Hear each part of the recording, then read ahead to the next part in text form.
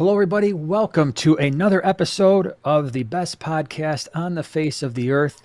Not just Aquarium podcast, the best one ever. And I know you think so too. Thank you so much for being here. John and I have a topic today for you, and that is aquarium lighting. We're going to take you through a little history lesson, at least as far back as we can go in our history, in our minds, and what we've experienced. And we're going to be talking about some of the things you should be looking for in a light and some of the mistakes that sometimes people make when it comes to using their lights or choosing a light. So I'm really excited about it. I hope you are too. John, what do you think? I'm excited about it, but I have to be completely honest with here. I am a big old dummy when it comes to lights. I don't know the science behind them all. I'm a guy that looks at a tank and says, I like the way that looks, or I don't like the way that looks. I do think I can add to the conversation, but, when we're talking about a lot of the stuff with lighting, I'm a pretty simple guy. But I am still excited about it because there has been quite a vast evolution of lighting in the amount of time that I've been doing this. I know even more since you've been doing it. It's Because I'm a fun 7 months topic. older. That's right. You've got so much more life experience than I do. Yeah. Yeah, That that 7 months made a world of difference. I was out of diapers sooner. Maybe I wasn't. Who knows? I'm pretty sure you had your Maybe driver's license already when I was born. I mean, it might have been, early 19, or I should say late 1973. It really, a lot happened then. And you weren't around back then. You that's were not right. around in late 73 and early 74 like I was. And that experience changed me, and it changed the way I think about aquarium lighting. And so I hope to bring that to everybody today. This is why I admire you so much because Thank you've you. got Thank you. such a vast lived experience that I can learn Yes. so much from it. Well, let me tell you about late 1973. So anyway, no. So if we could start out, just generally speaking, the aquarium light, just in general, a lot of times when we're talking about aquarium lights, I think we instantly think plants. Right. So one of the reasons why people are so concerned about lights on an aquarium, at least these days in 2024, has more to do with plants than just fish in general. And so I want to start out by saying that if you think about the light spectrum, I don't care what type of light it is, we'll get to how the lights have changed over time. But if you think about the light spectrum, the visible light spectrum, the energy spectrum, what you wind up having is this continuation. You've got all the reds and everything, and the yellows, and you've got the greens, and you've got the blues and the purples. If you're thinking about aquarium plants, if they are green, like if you're watching on YouTube, I've got all these plants behind me in this aquarium, they are all green. What that means to us is the plants are actually absorbing the lights at the end of the spectrum. So they're absorbing the purples and the blues. They're absorbing to a certain extent the yellows and the reds, but they're actually reflecting the green lights back to our eyes. And that's the reason why they appear green. And so any color that you see, whether it's plants, a bug, a t-shirt, those are the colors that are reflected back to your eye. In other words, those are the colors that are not absorbed by the thing that you're looking at. So keep that in mind as we talk about lights in general, whether it's aquarium lights or just lights. The plants are absorbing the color spectrum at the ends of the visible light spectrum, but not as much in the middle. It's not that they don't use it at all, because they have alternative pigments that they can capture that light with, but they are absorbing the ends. Okay, now that we got the briefest tiny bit of science, and I know, John, you're going to say all that stuff too, and if you want to pipe in about the accessory pigments and all that stuff, feel free. Yeah, I was going to add into that, but I think Yeah. that your explanation was pretty complete. So let's just move forward. I know you had xanthophyll on the mind and the carotenoids. I know you were like, hey, can we talk a little bit about the xanthophyll and the carotenoids? But I'm like, it's not. We don't need to do that today. I don't want to bore the audience. I I mean, understand. I want to keep them entertained. So, we've got enough science for this episode. Let's go on and talk about. I mean, when I entered this hobby, you started before I do, and not making any old jokes here, but you got into the hobby a lot earlier than I did. It was all fluorescent lights when I started. There was no such thing as LEDs. I mean, I don't even know if light emitting diodes existed in 1993. I don't know. Maybe they did. I'm Not an stupid. aquarium light, they didn't. Yeah. So it was all about the fluorescent tube lights. And The one thing I knew back then was there was a big old difference between one that's marked daylight and whatever the other is, natural or whatever. One's yellow and the other's white. That was pretty much the extent of my knowledge about lighting back then, because I would basically roll with the lights that came with the hood, and it was the big black, Hmm. you know, fixture that had the tube in it, and that was aquarium lighting for me back then. Yeah. But Yep. they were different when you started, though, were they not? Before that time, they actually just had incandescent light bulbs, like the bulbs that you screw into a lamp back in the old days. There, it was just a big, at least all of the aquariums that I had as a kid, I remember it just being like an aluminum housing, and you just screwed the light bulb in and you turn that bad boy on, created an intense amount of heat, a lot of light, depending on the wattage that you used, made things a little bit more prone to algae, which was problematic sometimes. But that's what you use. And then you're right. Then we went to the fluorescent bulb because the big thing there was that they were cooler in terms of the temperatures that they produced, longer lasting, less energy. And they were nice because the fluorescent light bulbs, they you could get them in different sizes, right? So if you had a 10 gallon all the way up to your 4 foot tanks, you could find a fluorescent bulb that was of the proper length, which was nice. And then you mentioned the different colors, right? They had the daytimes and they had the warmer and then they had the cooler lights in terms of the color spectrum. So they had all of that. And basically that was the way we rolled from, I don't remember anymore, at least 80s, at some point in the 80s. I don't remember when, because again, I was pretty young. All throughout the 90s. I don't remember exactly when I started switching over to LEDs. But the one thing I do want to mention is we were sold something when the LEDs came out. And what we were sold was, hey, these LEDs are going to be they're going to have a far better life expectancy than the fluorescent lights do. I think that's half true. I think it is true that individual LED bulbs last longer than the fluorescent bulb inside that housing. I would say that that's true. I would also say that they use less energy, but I would not necessarily say that the entire LED light lasts longer than the fluorescent setup does. I think that is I think we've been lied to when it comes to that. I don't know how, for the lights that you have, what is your average life expectancy, or what has been the life expectancy out of some of the LEDs in your fish room? I think my situation is probably very similar to yours.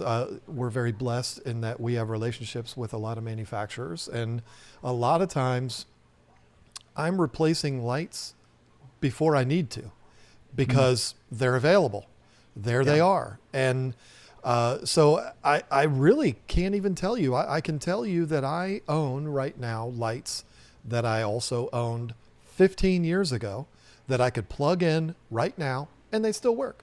I Mhm. haven't been using them consistently for those 15 years, but I've got some marine lands and some coral lifes.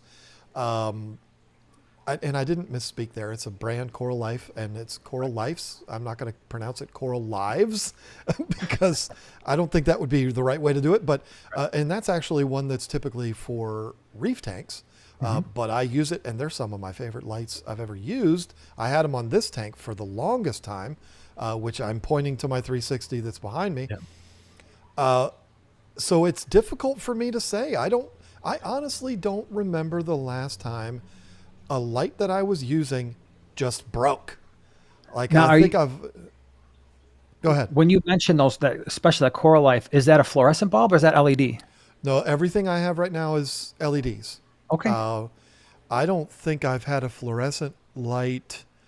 Well, I had them in my shop, and I'll mention that as we move on, as alternative lighting sources for aquariums. Mhm.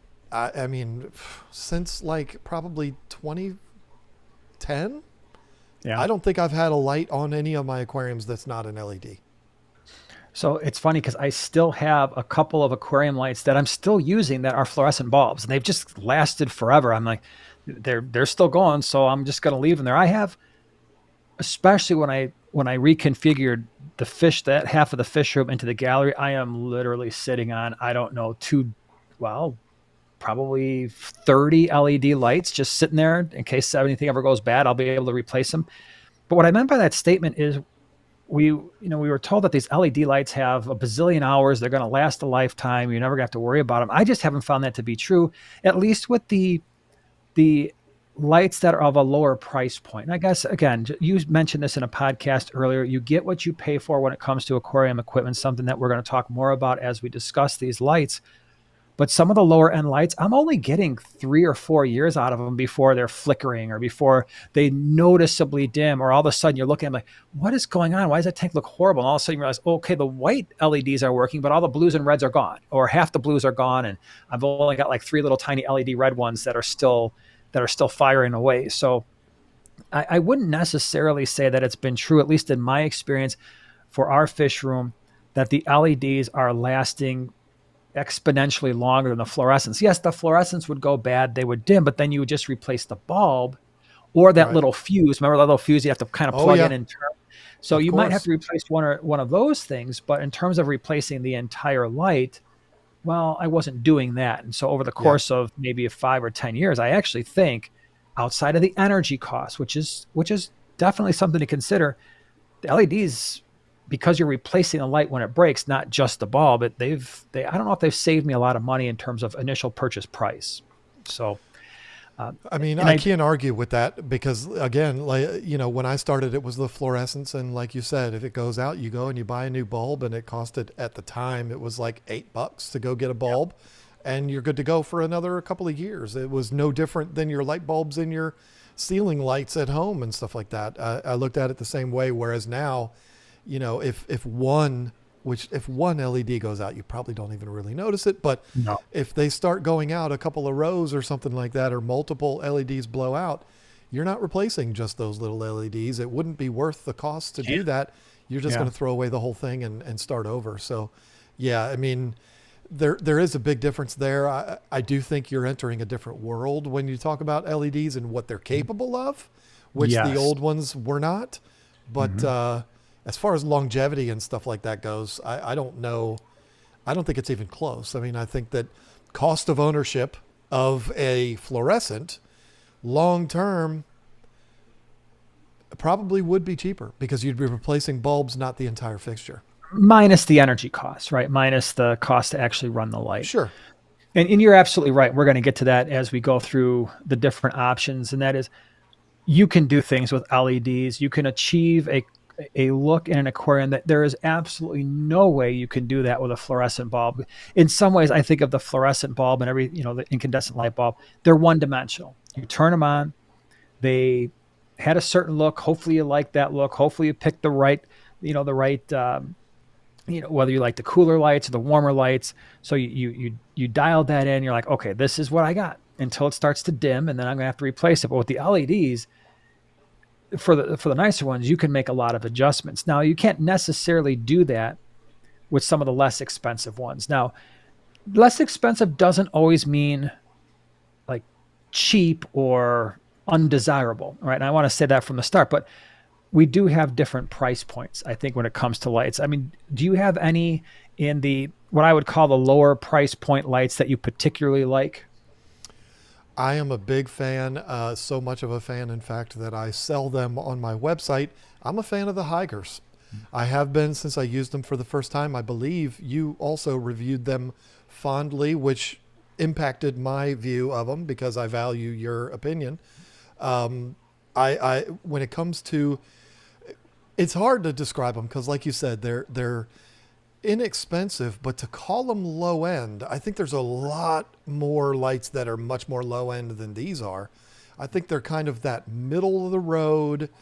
You got all the options, all the bells and whistles that some people, not me, but some people might be interested in, and at a reasonable price. You can get a 4-footer for like $67, and you get all that functionality. And in my experience, I've had some of those lights running for 4 years now and had no issues at all. So that would be the brand. There's plenty of others, but I'm a fan of the Higers. I'm also a fan of the Marine Lands, and I'll say it to your face. I don't care if people want to make fun of me for that. I think some of the Marine Lands are great. Aqueon, I have a 4-foot Aqueon behind me, not in my Oscar tank, but in another tank. It's been just a workhorse ever since I've had it. All it is, though, is a button that's on for white and a button that's on for blue. There's no, fancy spectrums and all the different colors and stuff like that. But when I turn it on, it works. Yeah. And I agree with you 100%. Again, when we're saying lower price point, we're not necessarily saying cheap or a light that is inferior to other lights. We're just talking about price point right now. When I think about price point, and you can get lost if you go to, someone like the Amazons and stuff, and you start looking at lower price lights, what you have to be really careful of is there can be, and I'm not literally a dozen lights that are under different brand names that are exactly the same light, Right. just slightly different packaging. So there's a ton of overlap here, but obviously I think the ones that are more common, you mentioned Higer, Night Crew, Beamswork, I think would all come to mind as some of the more common names that you would find associated with a price point that's going to be on the lower tier of all of those lights. For me, the Higer is by far the best. It is the only light at that price point that hasn't gone out on me in the fish room. And again, with 80 aquariums and we've got tons and tons of different light brands in our fish room at any one time, because I'm constantly testing them short term, long term, looking at the specs. But the Higer lights, you're right. I did a review on that a number of years ago. Did a follow up long term review, and I really like just the what I call the simple Higer light, which is not the planted version or the programmable version, which is a great light. But I like the Higer light where it's got the buttons and you can adjust the Yep. intensity, you can just adjust the color spectrum, and it really does it makes the tank look great. And oh, by the way, they're also going to grow all of your standard plants, right? Your Right. crypts, your nubius, your Java fern, Java moss. I'm not saying necessarily it's the best light if you're trying to grow highlight plants or dwarf hairgrass running CO2. Although on a 20 long, I think they're perfectly fine. But it's a really good light that is going to give you a color spectrum that you can dial in that I think is one of the most pleasing to the eye, right? And by the way, when you're not running plants, I think that is the most important thing, is what makes the aquarium and the fish look good to you. Because otherwise, once you remove the plant situation, that's really the most important thing. Right. We talked before this about the scientific ways to measure even light intensity, like PAR values and stuff like that. And you had asked me from a scientific perspective, what does that all mean? And my response was, I actually don't pay attention a lot to PAR values, because what that's giving you is an intensity of the light, which doesn't always mean that's the best light. It doesn't mean it's going to allow your plants to grow the best. It doesn't even mean necessarily that it's the best light for a deep aquarium, because as I mentioned at the beginning, it's not just about light intensity, it's about light duration. Yes, light intensity, but then the color spectrum of the light and those lights that are those wavelengths that are going to allow the plants to grow the best. So Higer, absolutely love that. I would say out of that, the Beamsworks are the brightest. I mean, those things are just kicking out light to almost to the point where it's like, this is too much. This is way too much light for the size of the aquarium. Like, you get a 24-inch Beamswork and you throw that bad boy on a 20-gallon, you're like, this is insane. I think I just blinded myself and all of my fish. So I don't use those as much just because they are so stinking bright. And the lower end versions don't have the ability, at least they didn't when I bought them last, have the ability to adjust the intensity, which I really like. So yeah, those have been a little bit, I don't use them as much. Let me ask you this, because you're much more scientifically minded than I am. I've had something that I've talked about quite a bit on my YouTube channel and probably even on this podcast. And you can tell me if I'm wrong, but I've always told people, if you have an aquarium with just fish, example, the one right behind me, you don't, that tank doesn't require lighting at all. The fish No. do not care. It's not going to impact the fish's health. It's not going to impact their mentality. Do you still want to turn it on? Yeah, sure. But in this particular building that we have, there's enough ambient lighting in here to make the fish completely fine. I do not, this is the honest to God truth, I do not run the light in this tank right here unless my camera's on. Yeah. That's just the truth. I don't turn it on. No, and I agree with you 100%. I think actually, and I don't know how often this is talked about, and maybe it should be talked about more, but for a lot of fish, I'm not saying all fish, but for a lot of fish, we over illuminate our aquariums to quite an extent. They receive higher intensity of light than they would in nature in the vast majority of cases. I'm not necessarily talking about the upper water fish of the ocean or something like that, where there's a decent amount of light there during the day. Uh, Not at night, although there is some if the moon is out. But anyway, yeah, if I had an aquarium like that, I would do the same thing, because at that point, all you've got is an algae making factory when you've got Right. no plants, super large, heavy bioload fish. Maybe if you're getting like these tanks behind me, it's the same situation. Normally I have a window that is not completely covered to try to control the light that's coming in the room, but the light, the daylight is more than enough for these fish to see each other. It's more than enough for them to see food if they wanted to eat. These lights are on because, just like you, we're shooting a video and it looks better with them on, and it helps me regulate the camera settings. Obviously I got plants in here, so that's a different story too. But if I didn't have Right. plants, those lights would probably come on for a few hours in the morning. If I'm like, let's say I'm a working dude, right? So I got to feed the fish in the morning. They're coming on maybe a half hour before I go feed them. They might be staying on for a couple hours after that, which is basically what we do in our fish room, even with planted tanks. But in a non-planted tank, they'd be off all day because there's nobody there to look at them. And then they might come on for 5, 6 hours at night. And that would be it. And even that's what we do with our planted tanks, 2.5 hours in the morning and 6.5 hours at night. And that's it. They're not on all day, because otherwise you'd have algae issues all over the place. And if you don't have plants, you could do even less. Yeah, I always tell everybody, if you have a fish only tank, no live plants, the lights are for you, not the fish. Yes. And if Yep. you want to keep your light more simple, or excuse me, keep your life more simple, you'll have the light on less because of, like you said, with the algae and everything else. This tank behind me still gets algae on the front window because of the ambient light coming in from the room. So, I've got a bank of windows across the front of this building that I have blocked off with curtains. But a lot of times, if Lisa's in here working or if I'm in here working, we open them up. We might forget to close them. All that light comes in, that makes the fish perfectly happy, still creates a little bit of algae, but it makes my life so much easier because I don't walk in here and have a big brown mess every time I want to turn it on. And the fish could care less. John, I'm glad you don't have a big brown mess every time you're walking Oh, into your fish room. yeah, I'm okay. You got me sorry. on that one. That sounded bad. I meant diatom algae mess. Yeah, okay. I walked right into that one. Sorry, I couldn't help I myself. would have done the exact same thing. I do not blame you one bit. Mhm. So yeah, so we've got those less expensive lights, perfectly appropriate.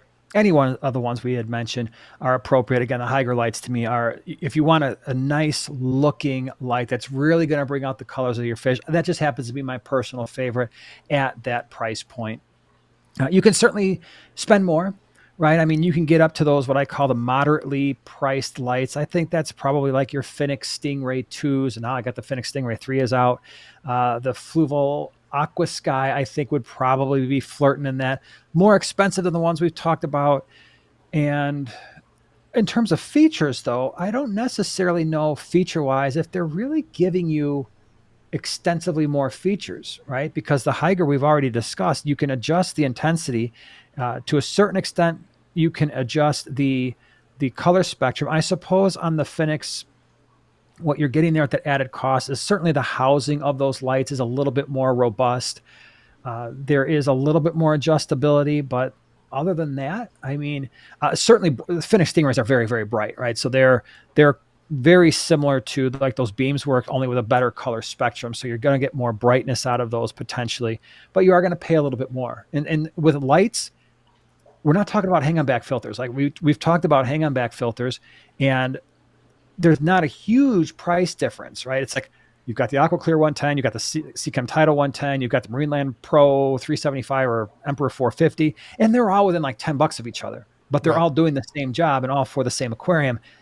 Lights is a different story, Oh, right? yes, it is. You have a 4 foot light. You mentioned the Hygger, maybe $60 or something like. I don't know what the prices are. You're more in tune right now with the prices than I am. where that Phoenix Stingray also being a 4-foot light might cost you an extra $20 or something like that, 25. Same light, slightly different features, right? I don't know if you've got a personal preference as you move up, or if you even bother making that distinction at this point. No, for me, I like that middle of the road, the Higer, the Beamswork, that level. The Aquatop also has one that we were selling before we brought the Higers back. And then to me, it jumps, it completely skips the level of the Phoenix and stuff like that, and would go up to the Fluval 3.0s and things like that, which I think are in a category all of their own, until you get to the elite of the elite, which we'll talk about later on, which I think is the best light in all of the aquarium hobby. So to me, it goes that middle of the road, and then it jumps up to like the Fluval 3.0s, the Lumilights, which we'll also discuss, where you're going from a $67.99 4-foot light up to a $300 light. But the thing I will say, and again, I'm just a big dummy, there is an absolute notable dramatic difference when you look at an aquarium. I am a big fan of the Higer lights, and I think they're amazing. You put a Higer light 4-foot on a 55-gallon aquarium. You turn it on, it looks really good. You turn it off and then put a Fluval 3.0, which is $200 more, or whatever. The difference is dramatic. It is like, oh, wow. So regardless of being able to hook it up to an app, which I'm not a big fan of, not that it's a bad thing, I just choose not to do that, or all of the bells and whistles and features, that really is insignificant to me. It's the impact that it has when you look in the tank. It's like, holy cow, look at that. That is dramatic. So I don't even mess with the level between the Higer and the Fluval 3.0. I know the Aqua Sky is a good light, but to me, I either go one way or the other. And that's kind of where I was going with this. I mean, if you were to look at our fish room, we either got, for the most part, the Higer, that price point there, or I do have a couple Phoenix. Well, I actually have a lot of the original Phoenix Stingrays still, 1 or 2 Phoenix Stingray 2s. But then you're absolutely right. We jump up to the Fluval 3.0s and the lights that are in that price point. And so, like you said, those 4-foot Fluval 3.0s are absolutely not cheap, but you're getting a tremendous difference, right, in terms of the features of that light, from full programmability.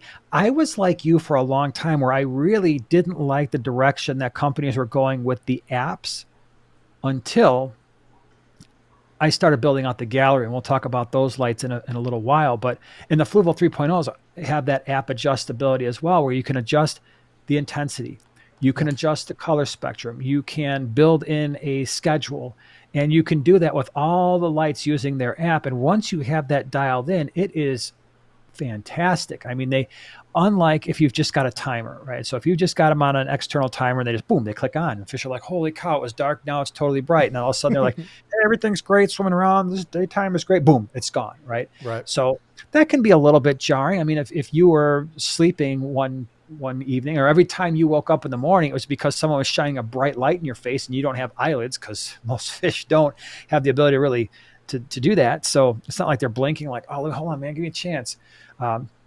These other lights, like the Fluval 3.0s, you can gradually ramp up the intensity of the light. You can control it far more efficiently. So maybe you don't need that at 100%. Maybe you only need it at 75% or 65%. Helps you control algae. Light duration, you can show it like we do, ramp up in the morning, go off during the day, ramp up at night, ramp down. And it's a much more natural light progression. And then you can also dial in. So I don't know how many people have asked you this in your comment sections, but I get this a lot, especially lately. Why do your fish look so amazing? Or why are they showing so much color? My fish aren't showing this much color. This is a subject we will absolutely talk about in a future podcast, because there's many things you can do. John, put that down on our list of things just in case it wasn't one of my original 102. we will address it because there's a million things from diet and all kinds of stuff. But one of them is, what type of light are you using? Because when John's talking about, hey, these lights, the 3.0s and the hikers are night and day difference. Well, they are. And what they do is not only grow your plants more efficiently because they're doing a better job of getting the color spectrum that your plants actually rely on at an intensity that they need, but the fish, holy cow, if you dial in those fish, or if you dial in the light to the fish that you have in the tank, it's insane. You're going to pay for that. The one thing I will say too is a lot of people ask about, man, these LEDs, they get pretty hot. Yeah, if you have a fish room, they will kick out heat, some more than others. I will say that's one thing about the 3.0s. They're probably the hottest light I've ever experienced in my life, like to the point where, and I never had those things on anywhere close to 100% and still don't. You grab that light when it's on, you're going to burn yourself. And I've got 4 of them. Do I have 4 36-inch Fluval 3.0s, and every single one of them, you will hurt yourself if you grab that light while it's been on, for sure. Yeah, I just want to add something because you and we're in very different situations as far as our fish rooms go. Your fish room is glorious and it's beautiful, but it's in an underground basement, almost like a bunker. There's no windows. It's all... There's one window. Oh, is there? Oh, I'm Yeah. sorry. I didn't remember that. You must have had it blocked off, or maybe it's We on the do. We've front got of a the curtain house. over it. Yeah. Yeah. Okay. But you go down there and it appears, and I don't mean that in a derogatory way. Yeah. I just mean it's like it's an underground basement where Absolutely. here we've got windows on both ends. We've got windows on the sides, and it's a very different thing if we just cut our lights on, because if we came out here at 3:00 in the morning and we just cut the lights on, yeah, it would be jarring for the fish. But in our situation, we've got so much light coming in already from the windows, and then we come in and we turn the room lights on. The fish are illuminated and they have light.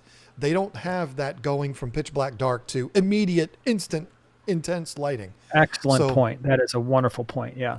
Yeah, it is completely different. If we were down in a basement and we had all the windows blocked off and it was pitch black dark, I would definitely be in favor of the ramping up, slowly bringing it down, because like the analogy you used, you don't want somebody walking in when it's pitch black dark and putting a spotlight in your face. I mean, that would be a nightmare for any living thing. So, but I'm when I said I'm not a fan of the apps and all that kind of stuff, what I should have said is I don't use those. I'm a guy, I like to walk in and just turn them on.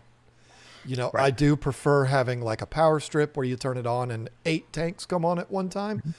But the more things get automated in my fish room, the less time I spend in the fish room. Yeah. And I want to be able to come out here. Okay, we got to come out here, turn the lights on, wake everybody up, say hi to everybody, make sure everybody's okay. Yeah. And if I automate things and and I don't mean automate it like fancy systems, I mean just putting them on simple timers and things like that, then that takes me out of the fish room. And I don't get enough fish room time as it is. I don't want to take even more of that away by having things do it for me. So it's not that I think the apps or anything like that are bad. I personally just don't use them. Yeah. And for us, we have the gallery side, we have the fish room side. The gallery side is just on external timers, and there's 3 timers on that side of the fish room. They're all set exactly the same. So unfortunately for them, they are getting at least the first timer that goes on a couple minutes before the other ones. It just flicks on. Now that's creating enough room light. So the other 2 sections of that fish room, they are already starting to stir and come awake and, whatever on that side. So they're turning on semi-sequentially. On the gallery side, we've got lights that do the ramp up and then the cool down as the timer goes on. The other thing too is some of the LEDs, especially as you get into the higher end, they are going to be more water resistant, right? So the really inexpensive lights, sometimes they wind up with, in a tank, unfortunately, real fast. First of all, if that ever happens, please resist the urge to just put your hand in that aquarium and grab the light. We all want to do that. I've done it so many times. Yeah. Unplug it first, then grab the light out of there, even though you're like, every second that light is in there, we run the risk of ruining the light. Trust me, I would rather ruin the light than stick my hand in an aquarium where there's some current going on in there because yeah, you're trust me, at that point, if the light's gone in there and there's a breach where the electricity is now in the water, those fish are gone, right? The Right. second that Nothing you happens, can do about it. you're doing nothing by putting your arm in that aquarium. So take the second, unplug it, go get the light, even if that meant all your fish are now belly up. Because trust me, you would have been belly up right next to that tank too. So we don't want to be messing around in there if a light ever falls in. But some of those higher end lights, yeah, they are far more water resistant, if not waterproof in some cases. They fall in, you still unplug it because you don't want to trust those. It's not worth your life, right? Like, That's well, right. you said it, I'm dead now, but you said the thing was waterproof. Well, was that really worth it to get a defective light and then prove it with bad things? And So all these manufacturers are smart enough to not put the words waterproof. They put water resistant yeah, because they don't want somebody getting sued because they said, you said it's waterproof. So yeah, they all say water resistant. They're not meant to be in the water. Uh, yeah, totally agree. Don't put your hands in the water if your light falls in. I've done it, but fortunately for me, it was lights that can do that, and yeah, I didn't hurt myself or kill myself. But I don't want to be the guy that has his obituary written. This dummy put his hand in an aquarium with a light in there. You know, yeah, I'd rather yeah. go out a different way. Absolutely, I know it. It's an urge. Resist the urge. But yeah, those flue balls are great. The light that I have right now in that I've switched to from pretty much everything else in the aquarium gallery. We've got 5 tanks in there, and we saw these lights. I don't know if you remember them or not. Like Joanna wasn't even paying attention because she's always doing the scapes at Aquashella, and I'm the one that's always messing with the equipment. Not last Aquashella, so it wasn't Daytona. It would have been, I guess, it would have been Dallas when we Dallas had last all year. those like the 40 or 75 set up Yep. in the fish tube booth or whatever it was. Well, the aqua illumination, they supplied all the lights. And I remember as soon as I saw those lights, I was like, wow, Wow. these are insane. Can I get some for testing and evaluation? And the guy was like, yeah, sure, no problem. And so when I told him, hey, we're going to get this gallery up and running, I'd really like to use those lights. They were kind enough to send me lights that outfitted the entire gallery. Those are, in my opinion, the highest end LED strip lights I have ever seen in my life. Like they make the Fluval 3.0s look like the Beamsworks compared to the Fluval 3.0s, and that's really saying something. These lights are not cheap. They are they make the Fluval 3.0s look like Beamsworks lights in terms of the price as well. So they're costly.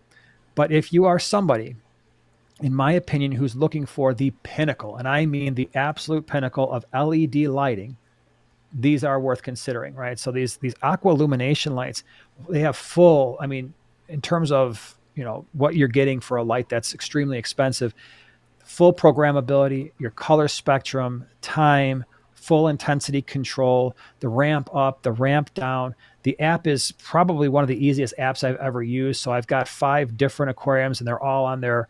You can copy and paste programs from one light to another. And I actually have a video coming out at some point here in the near future that's kind of reviewing those lights. But when you see what they can do, first of all, they're insane. They can be insanely bright. So when you're talking about like the crazy brightness of a Beamswork light, that's just, I consider like the Beamswork light, like almost like a bull in a china shop. It's like, I'm a little bitty light. I'm going to cost you about $4. You're going to put this thing on your tank and blind the neighborhood. And that's what I do. And that's how I roll. I'm going to last about 3 or 4 years and then I'm out. Right. So, but I'm going to blind everybody in that 3 or 4 years. So you've got almost like this uncontrolled superpower of a light when they're that bright.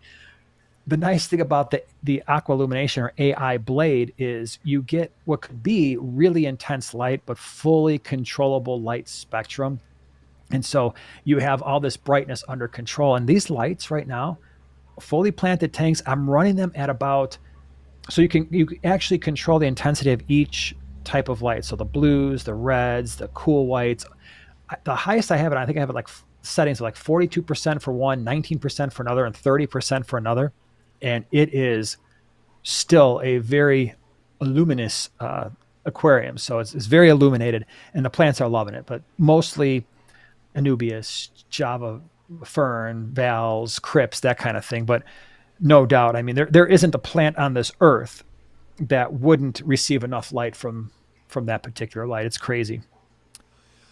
Now, see, I have a similar reaction to my light that I would put in that category. Uh, Not a blade light, completely different Yeah. style of light. Um, and this is, I'm not biased because I have a friend that works for this company. I believe this. I've said it since the first time I saw it. I personally, and I really can't explain why. I've seen the AI lights that you were talking about with, at that show, and they were great. Um, I can't put a brand or a light over Kessel's. I just can't. I mean, and I can't explain why. There's something about those lights that just make an aquarium look completely different than any other aquarium in the world. I have several of them right now in use in the shop or in the fish house. We've got some that we're going to be installing on Lisa's new tank, which is a 4 foot by 4 foot tank, which is going to be interesting. These are pendant lights, puck lights, whatever you want to call them. They're not the long fixtures. I I wish I could explain it. I just can't. It is a different look than anything else. With my saltwater tank, I was very blessed. It was a massive collaboration between a bunch of different companies, basically doing this tank.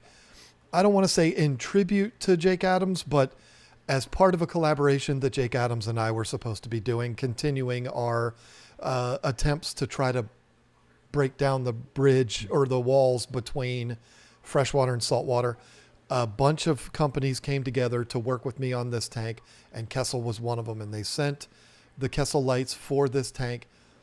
And I was looking at it, and it was just breathtaking the way it looks. And it looks a lot like what you would expect a saltwater tank, very heavy on the blue side, which is normal for a saltwater tank.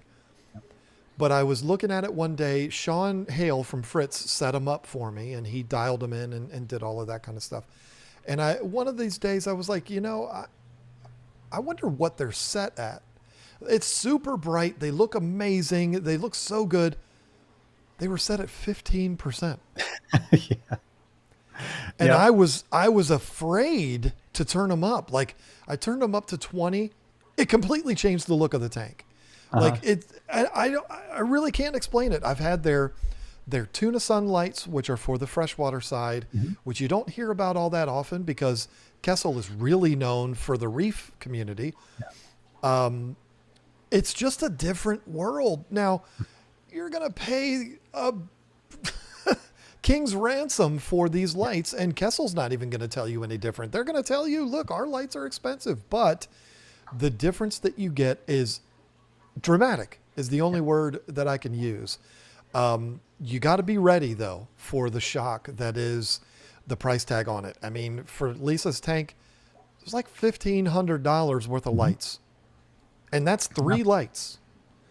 So Yep. it's big money, but you see the difference. If you don't have those expensive lights like the AI lights or the Kessels, are you doing this wrong? No, you're fine, but you will notice a dramatic difference if you use those. Is it worth all of the money? Well, that's up to you to decide, but it's a dramatic difference.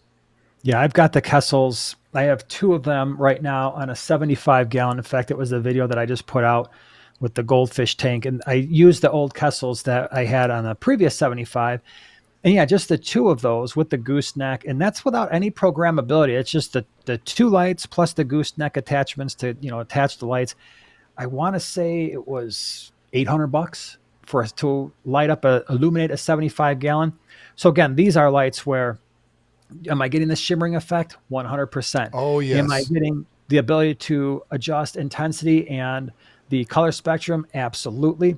The AI, because I used them on the Lowboy, the Gudgeons and Goby tank, has a similar thing. And I would say they rival Kessel in terms of their abilities to do what you're describing for Kessel, but at a lower price point. And so while I said the AI blade light was extremely expensive, in fact, it's probably the most expensive LED strip light on the market, and for good reason. Trust me, if you're searching for that style of light and you want the very best, that's what you buy. But for these pennant style lights, what's nice is you're getting Kessel type, at least Kessel type quality. In fact, the lights that I have, they have fans that will actually turn on and keep the lights cool. Yeah. which is pretty cool.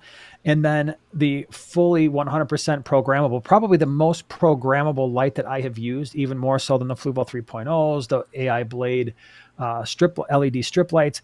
The programmability on these things is absolutely insane, and they're hitting a price point that's actually a little bit less than the Kessel lights by not a little bit less, a significant dollar value. So, but either way, whether you're talking about Kessel or these AI pennant lights, those are you're getting close to as top of the line as you can get in the aquarium hobby without going like absolutely bonkers, like public aquarium Oh reaching out yeah. to like the Well, true, and you you don't know, even have to go that far. Just going yeah, into the reefing community, yeah, there's lights that are absolutely insane because they have to have it, for right, their corals and stuff like that. It has to be that way.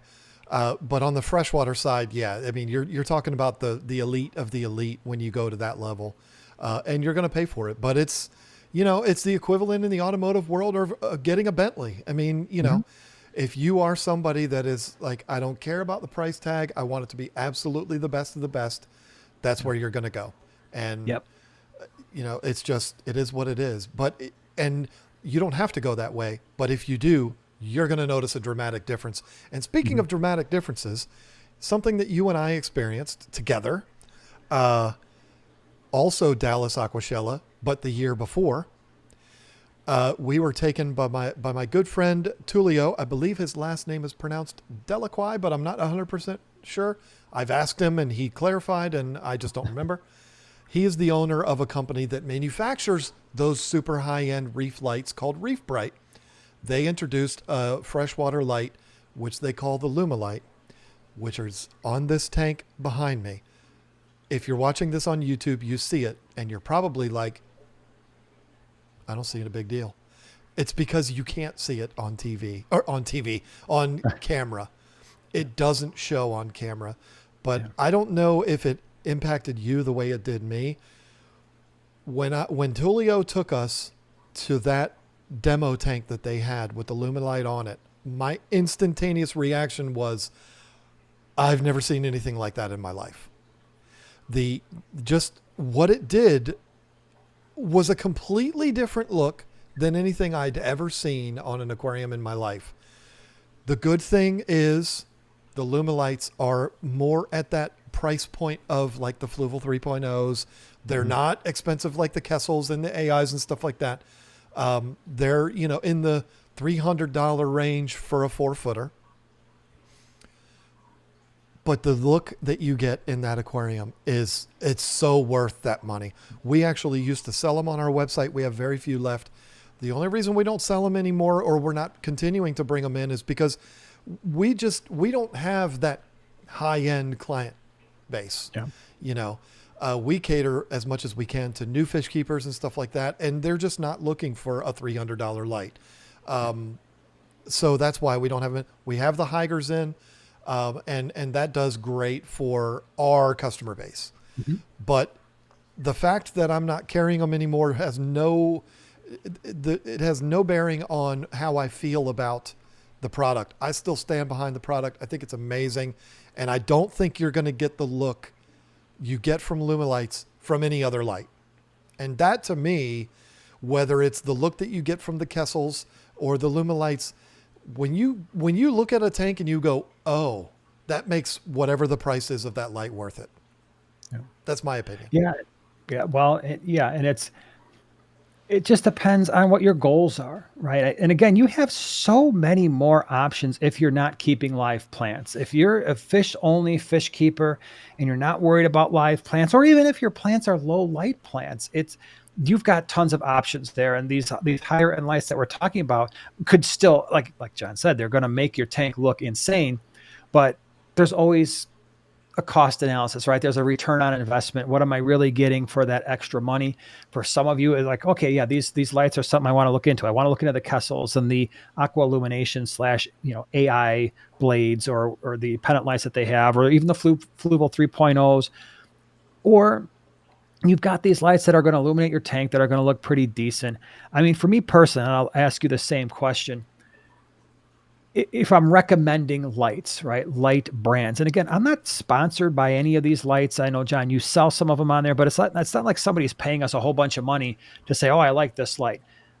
I think we've gone through most of it, but if I'm going for lower price point, I do like the Higers. I like the fact that they do have some adjustability, even on the non-planted Higer version. I would take that light over the more expensive Finnick Stingrays because I just think the color spectrum, which is one of the most important things to me, when you look at an aquarium, I really just want it to relax the eye. There are some lights out there that, and I'm personally not someone who likes a real warm, like yellowish looking light. I don't either. So I've had those as well, and I'm like, that's not for me. So I like to add in some more of those blues. First of all, I don't think the lights that are more yellowy or warm looking actually show off the fish all that well. And when you see them side by side, you're like, that just doesn't look appealing. Where when you start to add in some of those more blues and you get that color really rolling, some of the fish just start popping full of color, and it can be a more relaxing thing to look at, provided that your intensity is also correct. So I do like the Higers at that price point. I would choose that over the other types that we've discussed. I think once you get into that mid upper tier, which I think based on our conversations today, the Fluval 3.0 is a mid upper tier. It's not even Sure. an upper tier light because we go well beyond that with some other suggestions. Yep. Uh, you've got the Fluval 3.0 full programmability. And then if I'm going to full on upper tier, I would lean towards the entire AI offerings only because I think by far they sell the best LED strip lights. And then when it comes to the pennant lights, yeah, the Kessels are considered like a pinnacle, but I think the AI lights are so close and actually smoke them when it comes to programmability on the freshwater side. I'm only discussing the freshwater side because I don't know about you, but when I got the Kessels, you had that controller mechanism, which I Hmm. never actually hooked up, but it was kind of cumbersome to use. And at least when they sent me those lights, and it may have changed since, but there was no app feature to really be able to program those in. You kind of had to do it with the dials on the top, which is fine. It works just fine. But those AI pennant lights that compete with Kessel are cheaper, way more programmability. Like I said, they got the cooling fans and everything. You're going to get that shimmering effect. If you had to pick three, what are you picking? Well, I mean, it wouldn't be much different than yours. If we're going to go, mid, high, elite, my elite would be Kessel, hands down. And now, I'm not arguing with you. I have Yeah, not used the lights that you're right. talking about. So I can't speak on those. I've seen them in Dallas and they were nice. I was like, wow, those are nice lights, but that's about all the experience I have with them. So I'm going Kessel all the way. And by the way, multiple or several of the pendant lights from Kessel's have the fans too. I'm just saying. But And I don't know. So the only one I have is the Tuna Sun, that whatever those are. So yeah, I'm sure. yeah, the bigger one, I think it's the 360, has and they're like Okay, that thick, and it has the fans in them. And the cool. fans are absolutely You silent, know so what? you Maybe don't they even know. do. Maybe I've just never stood close enough of them because they're always in the upper. Do you said the 360s do the green with the green like frame around the bottom of the light? Is that the ones that we're talking about, the freshwater ones? I thought I did. I thought I had the I've Tuna Sun 360s, and now that you're talking about it, yeah, maybe I've just never been close enough to hear the fans running because they've yeah, always been on the upper level of the aquarium. the fans are almost like the fans in an iMac, like they're running, but you don't even know. Okay, all right. Now, so yeah, when we're talking about the elite of the elite, I'm gonna go with Fluval. My mind can be changed if that other brand. If I get some experience with them, I'm not asking them to send me lights. I'm just saying, if I got my hands on those and used them a little bit, maybe I could be swayed too. But the mid tier, I agree. Fluval 3.0. I mean, I love the Lumilight so much, but you can go down to PetSmart and get a Fluval 3.0. Yeah. You can go to your local mom and pop. Lumilights are at this point right now a little bit more difficult to find. And I'm going to also agree on the Higers. And it makes sense because that's why I sell the Higers, because I believe in them. I like them. It's a great product. It is very, very affordable. You get all the bells and whistles, and it's a really good looking light. I have it on 2 tanks right now that you can't see because they're not on camera, but you see them every week when we do our live streams. And they look great. I can't say enough about them. So yeah, that's where I would go. Basically the same as you, except I would put Kessel at number one. And we should mention too that For both Higer and Phoenix, they have a planted version, as do other brands. And once you go to the planted versions, you do get more programmability, right? So when we were talking about the Higers, at least for my was when I was saying, hey, we've got this certain price point. That was basically the it's the basic version, right? I'm not talking about the higher planet. I'm not when I'm talking about Phoenix. I'm talking about the standard Phoenix uh, Stingray 2 or Stingray 3 that's just out, not the Phoenix planted 24/7, which I've had that light before. The problem I had with that light is, and I thought I would like this, it came with an external controller. It broke. Guess what? Oh, Now that light is stuck at whatever settings it was on before that controller broke. And so wah, I wah, am a big fan wah. of not having those external controllers. And it's completely flipped my opinion. I used to like it for that reason. Like, oh, I could just point it like a remote control for a TV and do all the adjustments until the thing went out. Now I'm like, okay, luckily it went out when the light was still on and it basically froze it in that particular configuration, but I can't adjust the intensity anymore. I can't adjust the light spectrum. It's just a regular light at this point. The Coral Life lights that I have, or I used to have on this tank, similar story. That I got four of their four of the 4-footers because this is a 3-foot deep tank. I wanted one towards the front and one in the back, so I had 4 4-footers. They all come with wireless remote controls. I lost all four of them. Yeah. Now, I lost the first three, and I don't think I lost them. I accidentally threw them away with the boxes. I only pulled out one because if you have all four lights on the same tank, one remote will control all four. And I actually put a Velcro strip on it, and I Velcroed it to the side of this tank. So I would come in, I would pull it off the side of the tank, turn the lights on, put it back. No big deal. Well, I lost that last remote probably 2 years ago. Or no, well, whenever I got the Luma lights, I got I lost that remote, and those lights are useless without the remotes. So I might as well just throw it away Yeah. because you can't turn them on. There's no manual switch.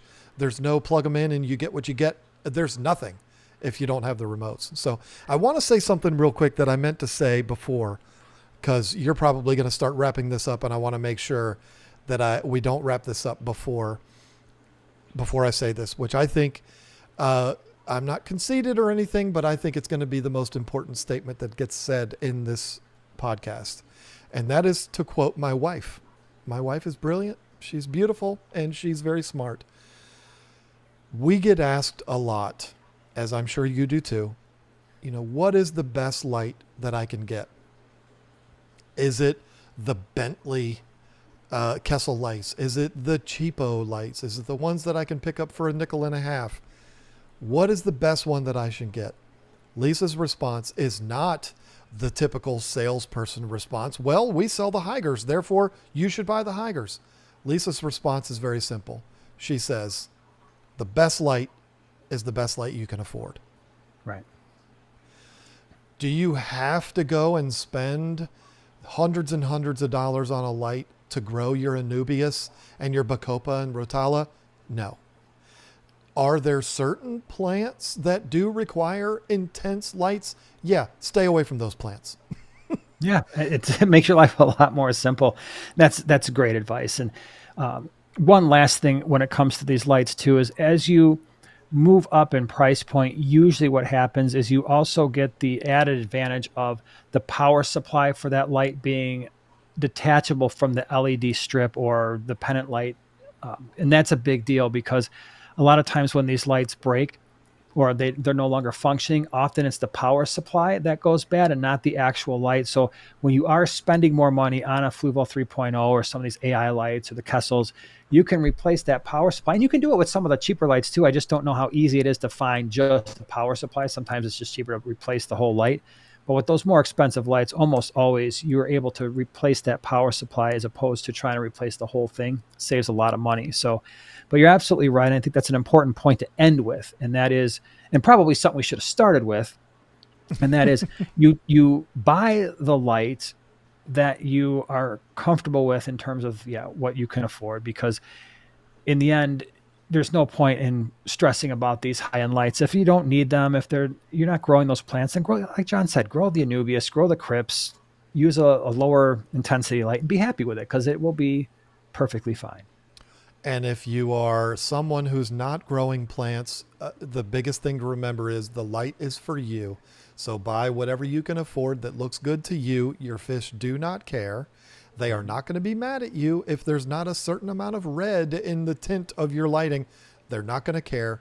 Whatever makes you happy and whatever makes your wallet happy, that's the best light for you. Absolutely. Well, I think, yeah, I think we've covered illumination, gives people something to think about. And as always, thank you so much for hanging out with us over the last, I don't know, hour or so. We will be back at the same time next Monday for a brand new release. Thanks for being here. Yes, thank you. It's been fun. All, yeah, I love this. I can't wait till we're doing this again. This is too much fun. Yeah, it is.